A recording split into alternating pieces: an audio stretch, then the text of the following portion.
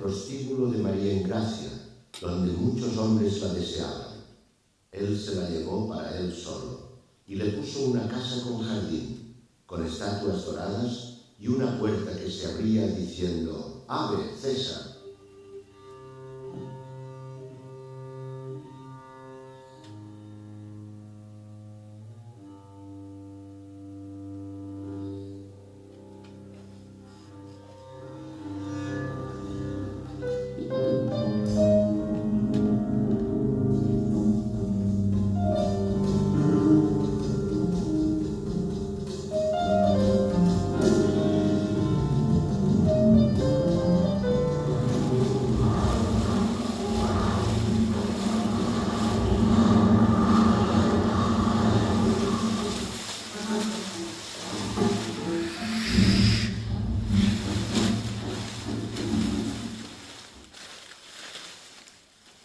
¿Vas a contar tu historia, sí o no?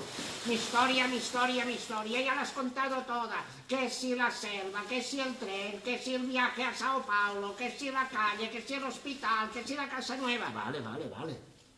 Pero no lo has contado todo. Hay algo un poco especial. No me acuerdo de nada. Pero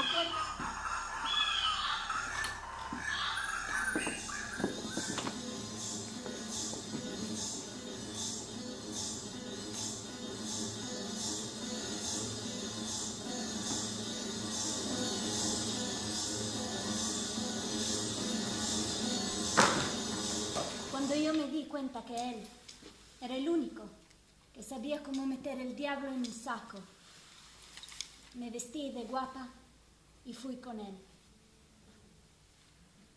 Y ahora viajo por el mundo y soy feliz.